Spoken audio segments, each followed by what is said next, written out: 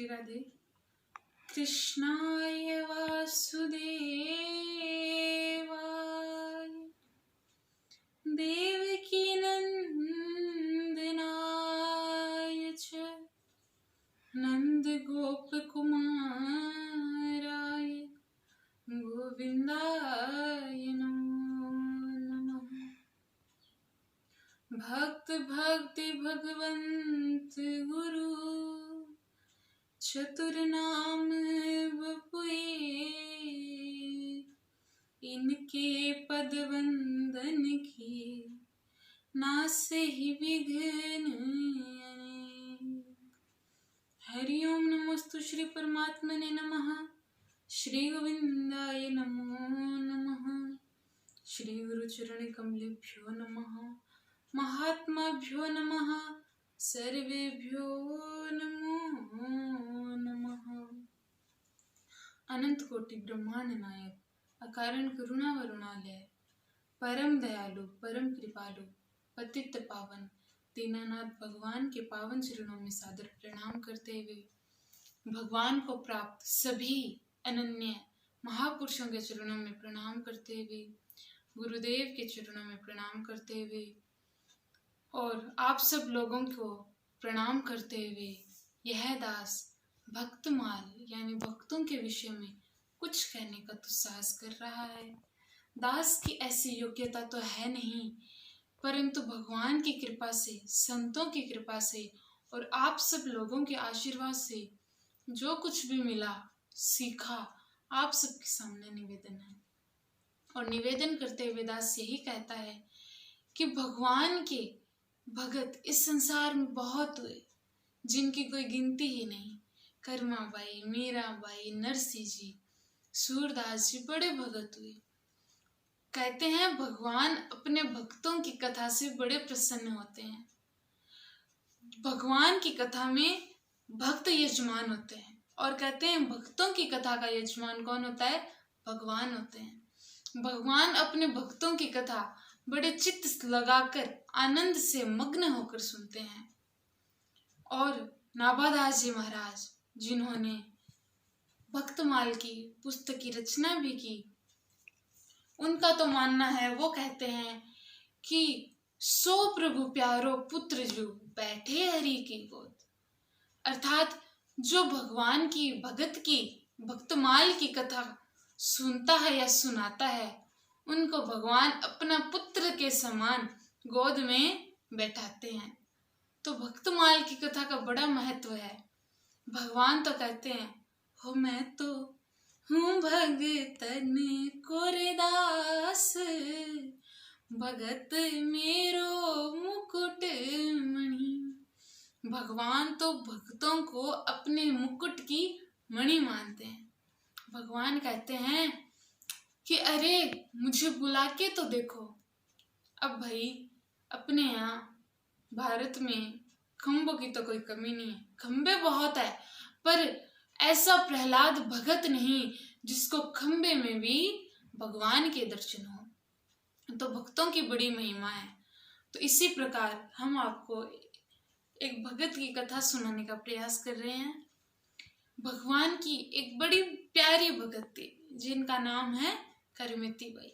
हमारे राजस्थान के जो जयपुर है उसके पास में एक खंडेला नामक गांव है, वहां की रहने वाली थी करमेती बाई। उनके जो पिताजी थे उनका नाम परशुराम जी था और वहां के जो राजा थे उनके वो राजपुरोहित थे। करमेती बाई का हमेशा से, मतलब जन्म से ही, बचपन से ही भगवान के चरणों में उनका मन लगा हुआ था। ऐसी थी करमेती बाई कि भगवान के चरणों में सदैव मन लगाए रहती थी और कभी कभी तो हा नाथ करके कृदांत भी किया करती थी। और जब भगवान का भजन करने बैठ जाती तो कब दिन से शाम और शाम से सुबह हो जाती, उन्हें तो पता भी नहीं चलता। इतनी भगवान की भक्ति करती थी। तो जब बड़ी हुई तो एक समय विवाह का आता है। तो करमेती बाई की विवाह करने की इच्छा बिल्कुल नहीं थी, परंतु लज्जावश उन्हें विवाह करना पड़ा। विवाह तो कर लिया, परंतु जब गोने का समय आया, अर्थात जब ससुराल वाले लेने के लिए आए, तब करमेती बाई के मन में बेचैनी सी हुई और सोचने लगी कि जो शरीर, जो आत्मा उस परमात्मा से जुड़ गई, कि ये शरीर तो अब उन परमात्मा के चरणों में मैंने समर्पित कर दिया, तो ये इस शरीर पे किसी और का अधिकार भला कैसे। और करमेती बाई के मन में बड़ी बेचैनी हुई, परेशान होगी कि क्या करूं क्या करूं, अब तो इस संसार के चक्कर में फंसने से अच्छा भगवान के चरणों में चली जाऊं। करमेती बाई रात भर सोचती रही, और जो भगवान के बारे में सोचता है ना, भगवान उसको अपने आप मार्ग देते हैं। उसके करमेती बाई के मन में अचानक हुई कि वृंदावन जाऊं। जब रात को सभी सो रहे थे, तब करमेती बाई चुपके से वृंदावन की ओर चली गई। और जब सुबह उठकर देखा, सभी देखे कि भाई करमेती बाई कहाँ चली गई। परशुराम जी पिताजी उठ के देखे तो उनको बड़ी चिंता हुई। हाँ, उनको पता था कि उनकी जो पुत्री थी उसका चरित्र बड़ा पवित्र था, उनको पता था कि गंगा के समान उसका चरित्र था, परंतु संसार वाले तो बातें बनाए बिना रहते ही नहीं। अब उनको चिंता हुई तो वो राजा के दरबार में गए। राजपुरोहित तो थे ही, राजा को बोले कि राजन, ये बात है, हमें हमारी पुत्री की बड़ी फिक्र हो रही है। राजा ने क्या किया, अपने जो घुड़सवार थे उनको करमेती बाई की खोज के लिए भेज दिया। अब करमेती बाई कभी वृंदावन गई भी नहीं थी, करमेती बाई को मार्ग का नहीं पता, चले जा रही है चले जा रही है चले जा रही है, और कहाँ तक चली गई वो भी करमेती बाई को पता नहीं था। तो जब एक वक्त आया, करमेती बाई ने घोड़ों की टाप सुनी और मन में विचार आया कि हाँ, ये जरूर घोड़े हमारे पिताजी ने ही भेजे होंगे और उस राजा के द्वारा भेजे। करमेती बाई डर गई, और पास में कोई वृक्ष भी नहीं था, कोई जगह भी नहीं थी जहां छिप सके। तो वहीं पास में एक मरा हुआ ऊंट पड़ा था, और कुछ श्रृगालियों ने उस ऊंट के पेट का भाग खा लिया था।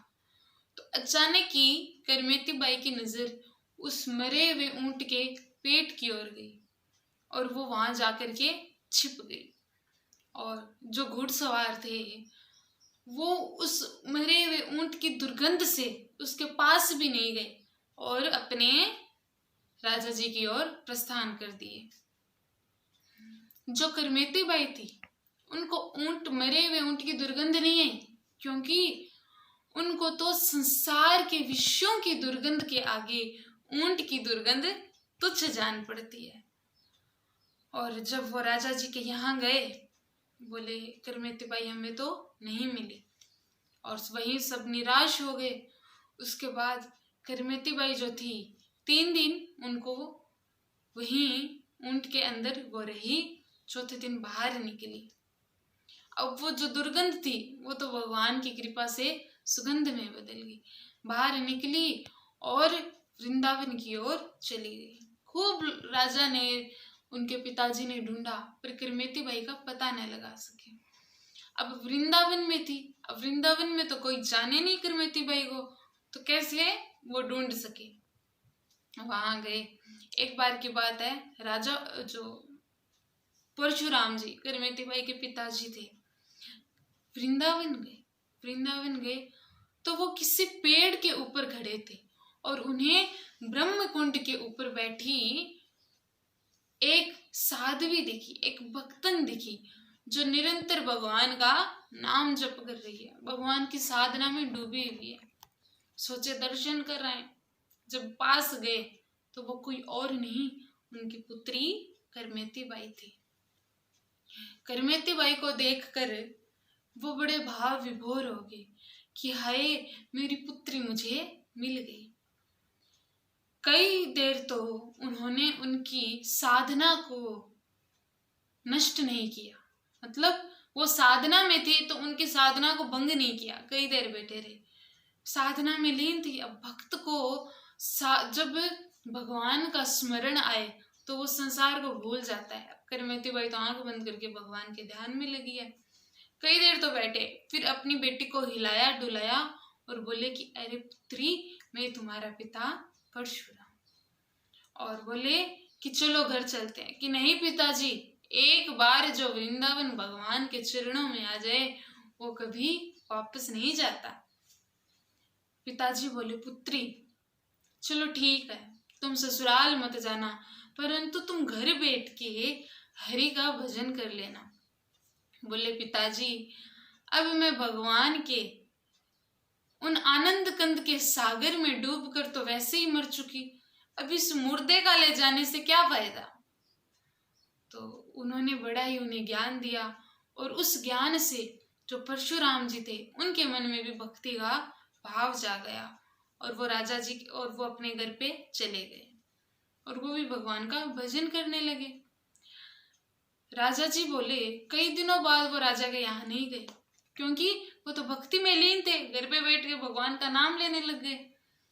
और जो राजा थे उनको एक दिन बड़ी याद आई, तो अपने सैनिकों से, मंत्रियों से पूछा कि हमारे जो राजपुरोहित थे आज उनकी बड़ी याद आ रही है, वो आजकल कहाँ रहते हैं। बोले कि वो तो आजकल भक्ति में बड़े लीन हैं, अपने घर पे बैठे हैं। तो राजा जी ने अपने सैनिक के द्वारा संदेश पहुंचाया। तो परशुराम जी बोले कि उनको बोल दो हम तो हमारी भक्ति में बड़े मग्न हैं और उनको यहीं से मैं आशीर्वाद देता हूँ कि वो हमेशा सुखी रहे और उनका मन भी भगवान की भक्ति में लगे। राजा जी ने ये सुना तो बड़े प्रसन्न हुए और वो परशुराम जी के यहाँ गए कि आप भी हमें बताइए आपकी बेटी कहाँ रहती है, हम भी जाएं उनके दर्शन करके आए और उनको मनाएं कि आप हमारे साथ आइए। परशुराम जी बोले नहीं नहीं, वो भगवान की भक्ति में बड़ी लीन है, बड़ी मग्न हो चुकी, वो नहीं आने वाली। बोले आप बताइए तो सही, हम उन्हें मनाएंगे और अगर वो नहीं भी आई तो हम उनके दर्शन करके तुरंत लौट आएंगे। बोले ठीक है। आज्ञा देने के बाद वो उस स्थान पर गए जहाँ करमेती बाई रहती थी, वृंदावन गए। करमेती बाई को समझाया, करमेती बाई नहीं मानी और उनके ज्ञान से, उनकी भक्ति से राजा के मन में भी बड़ी भक्ति चल गई, उनके मन में भी भगवान के प्रति बड़ा भाव आ गया और उन्होंने बहुत मनाया। उसके बाद करमेती बाई को कहा चलो ठीक है, आप एक काम कीजिए, हम आपके लिए यहाँ पर एक कुटिया बना देते हैं, इतना कष्ट तो हम करेंगे। करमेती बाई ने बहुत मना किया, फिर करमेती बाई बोली ठीक है, यदि आपका ऐसा भाव है तो आप कुटिया बना दीजिए, हम वहाँ रह लेंगे। कुटिया बना दी, रहने लगे और करमेती बाई भगवान का नाम लेती रही और भगवान के चरणों में लीन रही। कहने का भाव क्या है कि एक जो भगत होता है वो किसी और को भी भगवान की भक्ति में लीन कर देता है। भगत का इतना प्रभाव, और वो राजा था, वो कहाँ भगवान की भक्ति करता था, परंतु करमेती बाई की कृपा से, उनके आशीर्वाद से, उनके भक्ति के प्रभाव से उनके मन में भी भगवान के चरणों के प्रति और ध्यान गया और निरंतर भगवान के प्रति उनकी आस्था बढ़ी, निष्ठा बढ़ी। तो कहने का भाव यही है कि भक्तों के संग रहोगे तो भक्ति आएगी। भगवान के चरित्र सुनकर भी हमारे हृदय में बड़ी भक्ति जाग उठती है। भगवान के बड़े भगत है, पर वही बात कि सभी भक्तों का वर्णन करना संभव भी नहीं है, क्योंकि कहते हैं ना, ये तो वही बात हो गई जैसे नाभादास जी कहते हैं कि भक्त जित संसार में कथे कहे ना जाए, समुद्र श्रद्धा पान करे कहीं चीरी पेट समाए। ये तो वही बात हो गई कि भाई भक्तों की चरित्र को, पूरे चरित्र को हम ऐसे नहीं गा सकते, क्योंकि भगवान के भक्त तो बहुत हुए। ये तो वही बात हो गई जैसे एक चिड़िया है, वो अगर ये ठान ले कि भाई इस पूरे समुद्र का पानी पीना है, तो उस समुद्र का पानी उस चिड़ी के पेट में कैसे समा जाए। तो जितना हो सके, जितना हमसे भगवान का जितनी कृपा होगी, हम उतने, जितना हमसे हो सके हम आपको भक्तों की कथा सुनाएंगे, निरंतर हम आपके भक्तों की कथा सुनाते रहेंगे। और इसी के साथ श्री ठाकुर जी के चरणों में प्रणाम। जय श्री राधे।